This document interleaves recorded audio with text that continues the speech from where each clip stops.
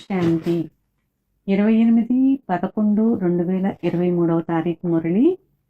బాబా చెప్తున్నారు, మధురమైన పిల్లలు, జ్ఞానము వెన్న వంటిది, భక్తి మజ్జిగ వంటిది. తండ్రి మీకు జ్ఞానమనే వెన్ననిచ్చి విశ్వానికి యజమానులుగా తయారు చేస్తారు. అందుకే కృష్ణుని నోటిలో వెన్న చూపిస్తారు. ప్రశ్న: నిశ్చయ బుద్ధి గలవారి గుర్తులేవి? నిశ్చయం ఆధారంతో లభించే ప్రాప్తి ఏది? దానికి సమాధానం 2 పాయింట్స్తో చెప్పారు బాబా. ఫస్ట్ పాయింట్: నిశ్చయ బుద్ధి గల పిల్లలు దీపంపై సమర్పణమయ్యే సత్యమైన దీపపు పురుగులుగా ఉంటారు. కేవలం దీపం చుట్టూ తిరిగి వెళ్ళే పురుగులులా ఉండరు. ఎవరైతే దీపంపై బలిహారం అవుతారో వారే రాజు కుటుంబంలోకి వస్తారు. చుట్టూ తిరిగి వెళ్ళిపోయేవారు ప్రజల్లోకి వెళ్ళిపోతారు. రెండో పాయింట్: భూమి బద్దలైన ధర్మాన్ని వదలము. ఇది నిశ్చయ బుద్ధి పిల్లలు చేసే ప్రతిజ్ఞ. వారు సత్యమైన ప్రీతి బుద్ధి గలవారిగా అయ్యి దేహ సహితంగా దేహ సర్వధర్మాలను మరచి తండ్రి స్మృతిలో ఉంటారు. పాట: ఆకాశ సింహాసనాన్ని వదిలిరా. ఓం శాంతి. భగవానువాచ: నిరాకార పరమపిత తండ్రిని భగవంతుడని అంటారు. భగవానువాచ అని ఎవరన్నారు? ఆ నిరాకార పరమపిత పరమాత్మ అన్నారు. నిరాకార తండ్రి కూర్చుని నిరాకార ఆత్మలకు అర్థం చేయిస్తారు. నిరాకార ఆత్మ ఈ శరీరంలోని కర్మేంద్రియాల ద్వారా వింటుంది. ఆత్మను పురుషుడని గాని స్త్రీ అని గాని అనరు. దానిని ఆత్మ అనే అంటారు. నేను ఒక శరీరాన్ని వదిలి మరొకటి తీసుకుంటానని ఆత్మే స్వయంగా ఈ కర్మేంద్రియాల ద్వారా చెప్తుంది. మానవ మాతృలందరూ సోదరులే. అందరూ నిరాకార పరమాత్మ సంతానంగా ఉన్నప్పుడు అందరూ పరస్పరం సోదరులే కదా. ప్రజాపిత బ్రహ్మకు సంతానంగా అయినప్పుడు సోదరీ సోదరులుగా అవుతారు. ఈ విషయాన్ని అందరికీ అర్థం చేయిస్తూ ఉండండి. భగవంతుడే రక్షకుడు. భక్తులకు ఫలము, భక్తి ఫలము ఇచ్చేవారు వారే. తండ్రి అర్థం చేయిస్తున్నారు. సర్వుల సద్గతి దాత నేనొక్కరిని మాత్రమే. సర్వులకు శిక్షకుడనై శ్రీమతాన్నిస్తాను. అంతేకాక సర్వులకు సద్గురువును కూడా నేనే. వారికి అనగా శివునికి ఏ తండ్రి కానీ టీచర్ కానీ గురువు కానీ ఎవ్వరూ లేరు. ప్రాచీన భారతదేశ రాజయోగమును నేర్పించేది కూడా ఆ తండ్రే, కృష్ణుడు కాదు. కృష్ణుణ్ణి తండ్రి అని అనజాలరు. అతనిని దైవీ గుణాల స్వర్గ రాకుమారుడని అంటారు. పతిత పావనుడు సద్గతి దాత అని ఒక్కరనే అంటారు. ఇప్పుడు అందరూ పాపాత్ములుగా, భ్రష్టాచారులుగా, దుఃఖితులుగా ఉన్నారు. భారతదేశమే సత్యుగంలో దైవీ శ్రేష్టాచారిగా ఉండేది. మళ్ళీ అదే భ్రష్టాచారి ఆసురీ రాజ్యంగా అవుతుంది. అందరూ ఓ పతిత పావన రండి, మీరు వచ్చి రామరాజ్యాన్ని స్థాపన చేయండి అని పిలుస్తారు. కనుక ఇప్పుడు ఇది రావణ రాజ్యము. రావణుని కాలుస్తారు కూడా. కానీ రావణుని గురించి ఏ విద్వాంసులకు, పండితులకు, ఆచార్యులకు తెలియదు. సత్యుగము నుండి త్రేతాయుగం వరకు రామరాజ్యము, ద్వాపరయుగము నుండి కలియుగం వరకు రావణ రాజ్యము. బ్రహ్మకు పగలు అంటే బ్రహ్మ కుమార కుమారీలకు కూడా పగలే. బ్రహ్మకు రాత్రి అంటే బీకేలకు కూడా రాత్రే. ఇప్పుడు రాత్రి సమాప్తమై పగలు వస్తుంది. వినాశకాలంలో విపరీత బుద్ధి అనే గాయనముంది. 3 సైన్యాలు కూడా ఉన్నాయి. పరమపితను మోస్ట్ బిలవర్డ్ గాడ్ ఫాదర్, జ్ఞాన సాగరులు అని కూడా అంటారు. కావున జ్ఞానం తప్పకుండా ఇచ్చి ఉంటారు కదా. సృష్టికి చైతన్య బీజరూపుడు, సుప్రీం సోల్ అనగా వారు అత్యంత ఉన్నతమైన భగవంతుడు. అంతేకాని వారు సర్వవ్యాపి కాదు. సర్వవ్యాపి అని అనడం తండ్రిని అవమానపరచడం, తండ్రికి అపకీర్తి తీసుకురావడం. తండ్రి చెప్తున్నారు, ఇలా నిందిస్తూ నిందిస్తూ ధర్మగ్లాని అయిపోయింది. భారతదేశం నిరుపేదగా భ్రష్టాచారిగా అయిపోయింది. ఇటువంటి సమయంలోనే నేను రావాల్సి వస్తుంది. భారతదేశమే నా జన్మస్థానము. సోమనాథ మందిరం, శివుని మందిరాలు కూడా ఇక్కడే ఉన్నాయి. నేను నా జన్మస్థానమనే స్వర్గంగా చేస్తాను. మళ్ళీ రావణుడు నరకంగా చేస్తాడు. అనగా రావణుని మతమును అనుసరించి నరకవాసులుగా, ఆసురీ సాంప్రదాయులుగా అయిపోతారు. నేను మళ్ళీ వచ్చి వారిని దైవీ సాంప్రదాయులుగా, శ్రేష్టాచారులుగా చేస్తాను. ఇది విషయసాగరము, అది క్షీరసాగరము. అక్కడ నేతి నదులు ప్రవహిస్తూ ఉంటాయి. సత్య త్రేతాయుగాలలో భారతదేశం సదా సుఖంగా సంపన్నంగా ఉండేది. వజ్ర వైడూర్యాల భవనాలు ఉండేవి.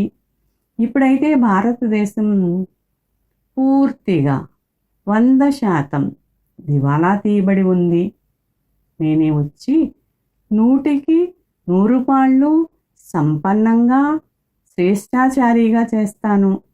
ఇప్పుడు తమ దైవీ ధర్మాన్ని మర్చిపోయి ఇటువంటి భ్రష్టాచారులుగా అయిపోయారు. తండ్రి కూర్చుని భక్తి మార్గము కేవలం మజ్జిగ వంటిదని, జ్ఞాన మార్గం వెన్న వంటిదని అర్థం చేయిస్తున్నారు. కృష్ణుని నోటిలో వెన్న చూపిస్తారు. అనగా విశ్వరాజ్యము ఉండేది. లక్ష్మీనారాయణులు విశ్వానికి అధిపతులుగా ఉండేవారు. తండ్రే స్వయంగా వచ్చి బేహద్ వారసత్వమును ఇస్తారు. అనగా విశ్వానికి యజమానులుగా చేస్తారు. తండ్రి చెప్తున్నారు, నేను విశ్వానికి యజమానిగా అవ్వను. ఒకవేళ అలా అయినట్లయితే మాయతో ఓడిపోవాల్సి వస్తుంది. మీరు మాయతో ఓడిపోతారు. మళ్ళీ విజయం కూడా మీరే పొందాలి. మీరిప్పుడు పంచ వికారాలలో చిక్కుకొని పోయారు. ఇప్పుడు నేను మిమ్మలను మందిరానికి యోగ్యులుగా తయారు చేస్తాను. సత్యుగము చాలా పెద్ద మందిరం. దానిని శివాలయం అని అంటారు. శివుని ద్వారా స్థాపించబడింది. కలియుగాన్ని వేశ్యాలయం అని అంటారు. ఇందులో అందరూ వికారులుగానే ఉన్నారు. ఇప్పుడు తండ్రి చెప్తున్నారు, దేహ ధర్మాలను వదిలి స్వయాన్ని ఆత్మగా భావించి తండ్రి అయిన నన్ను స్మృతి చెయ్యండి. ఇప్పుడు పిల్లలైన మీ ప్రేమ తండ్రిపై ఉంది. మీరు ఇతరులెవ్వరినీ స్మృతి చెయ్యరు. మీరు వినాశకాలంలో ప్రీతి బుద్ధి గలవారు. శ్రీ శ్రీ 108 అని పరంపిత పరమాత్మనే అంటారని మీకు తెలుసు. 108 మాలను త్రిప్పుతూ ఉంటారు. పై భాగమున శివబాబా, ఆ తర్వాత మాతాపితలైన బ్రహ్మ సరస్వతులు, ఆ తర్వాత భారతదేశాన్ని పావనంగా తయారు చేసేవారి పిల్లలు. రుద్రాక్ష మాలకు మహత్వం ఉంది. దీనిని రుద్ర యజ్ఞమని కూడా అంటారు. ఇది ఎంతో గొప్ప రాజసూయ అశ్వమేధ అవినాశి జ్ఞాన యజ్ఞము. ఎన్నో సంవత్సరాలుగా కొనసాగుతూ వస్తోంది. ఇప్పుడున్న అనేక ధర్మాలు మొదలైనవన్నీ ఈ జ్ఞాన యజ్ఞంలో సమాప్తం అవ్వనున్నాయి. అప్పుడే ఈ యజ్ఞము సమాప్తమవుతుంది. ఇది అవినాశి, తండ్రి యొక్క అవినాశి యజ్ఞము. సామాగ్రి అంతా ఇందులో స్వాహ అవ్వనున్నది. వినాశనం ఎప్పుడవుతుంది అని అడుగుతారు. అరే, పిల్లలు స్థాపన చేయువారే పాలన చేయాల్సి ఉంటుంది. ఇతడు శివబాబా రథము. శివబాబా ఇందులో రధికునుగా ఉన్నారు.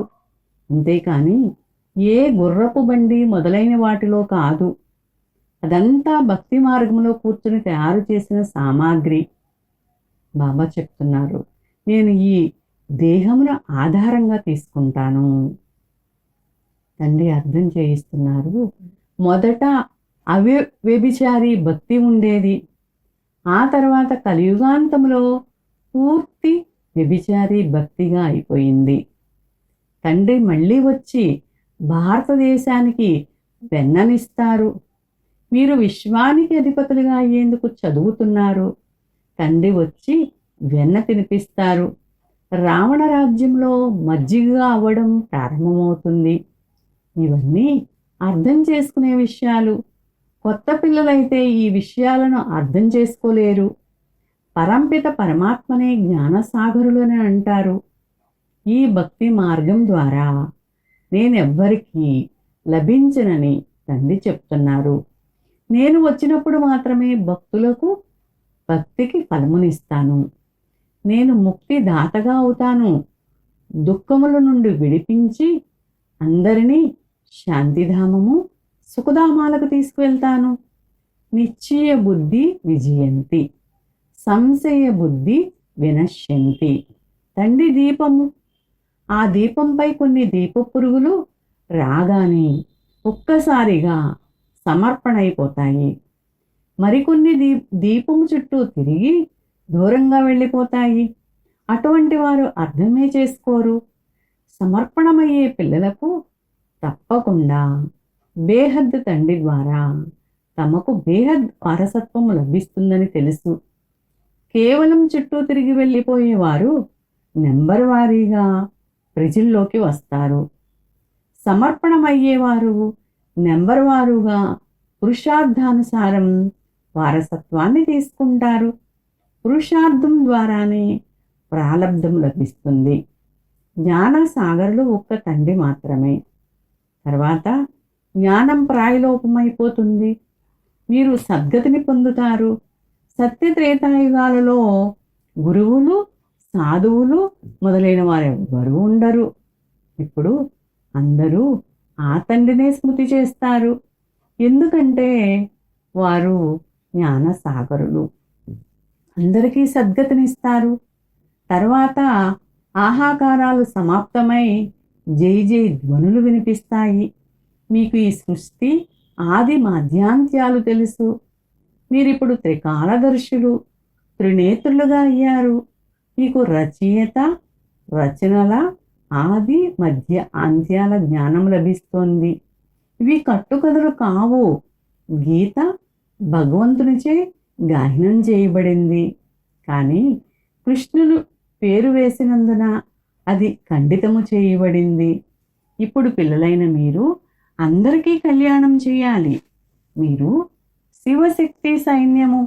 వందే మాతరం అని మహిమ చేయబడింది. పవిత్రులకి వందనము చేస్తారు. కన్య పవిత్రంగా ఉంటుంది. అందుకే అందరూ వారికి నమస్కరిస్తారు.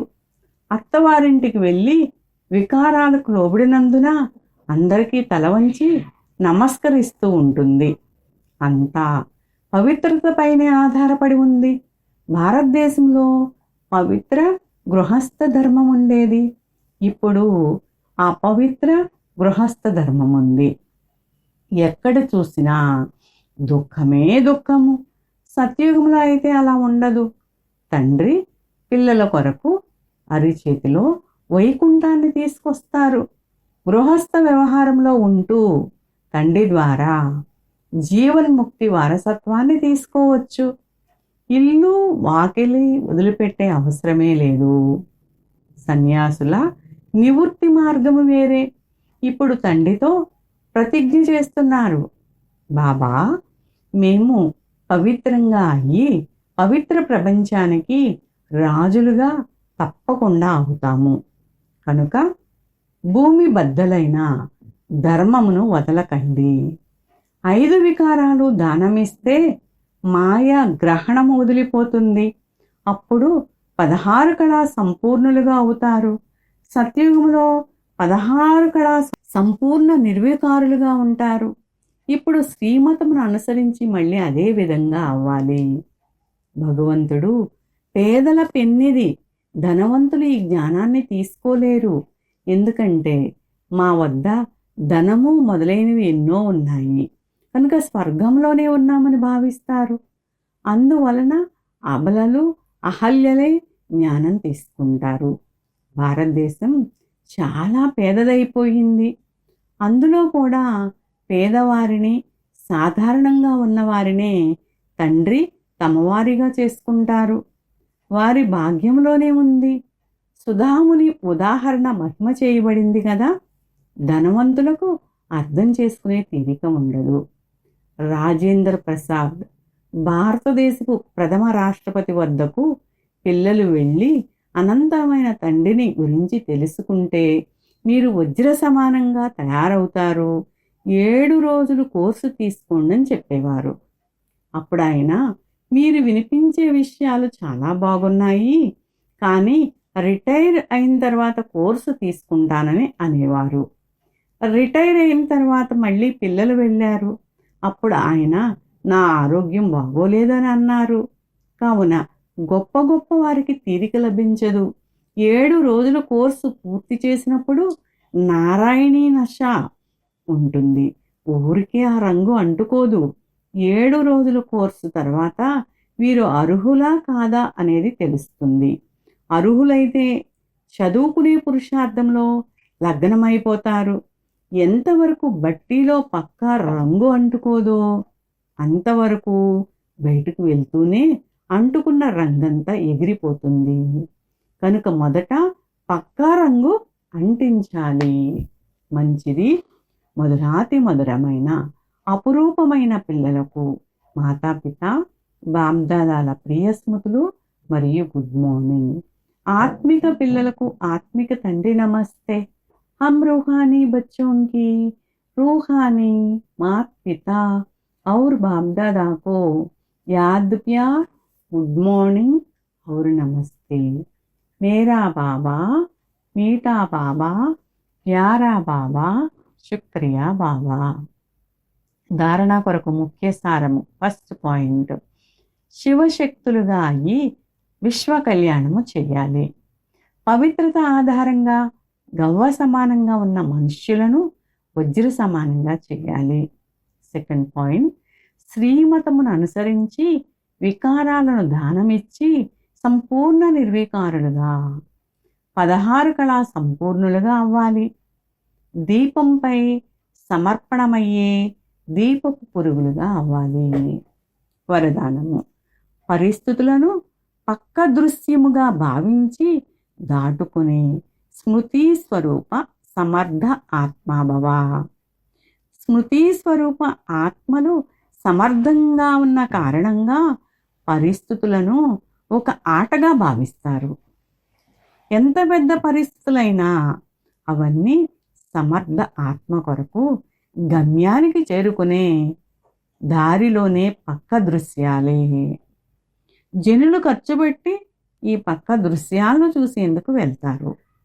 స్మృతి స్వరూప సమర్థ ఆత్మకు పరిస్థితి అనండి, పేపర్ అనండి, విఘ్నం అనండి, అన్నీ పక్క దృశ్యాలే. ఈ గమ్యం యొక్క సైడ్ సీన్లను లెక్కలేనన్ని సార్లు దాటుకున్నాము.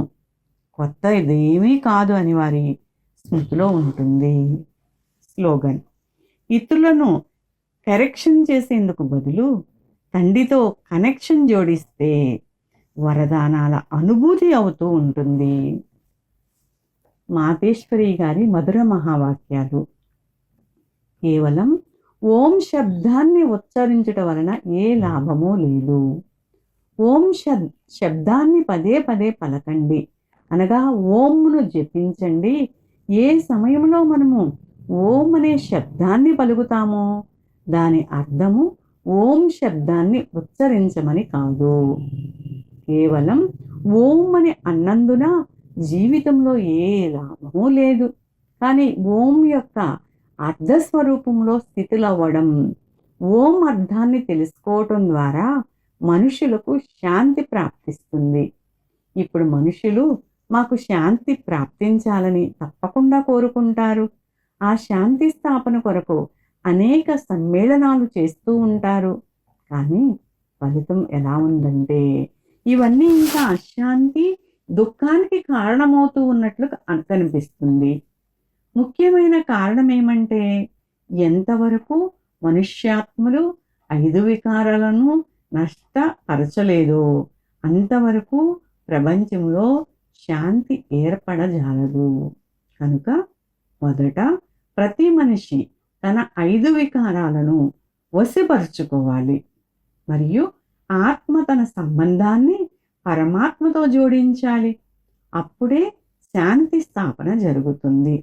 కనుక మనుష్యులు తమని తాము మేము మాలోని 5 వికారాలను పోగొట్టుకున్నామా, వాటిని జయించేందుకు ప్రయత్నించామా అని ప్రశ్నించుకోవాలి. ఒకవేళ ఎవరైనా మేము 5 వికారాలను ఎలా వశపరుచుకోవాలని అడిగితే వారికి పద్ధతి తెలపబడుతుంది. మొదట జ్ఞానయోగాల సాంబ్రాణి పొగ వేసుకోవాలి.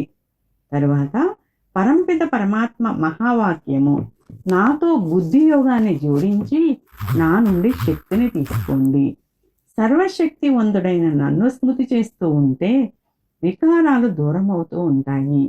ఇప్పుడు ఎంతో సాధన చేయాలి. స్వయం పరమాత్మ వచ్చి మనకు నేర్పిస్తున్నారు. ఓం శాంతి.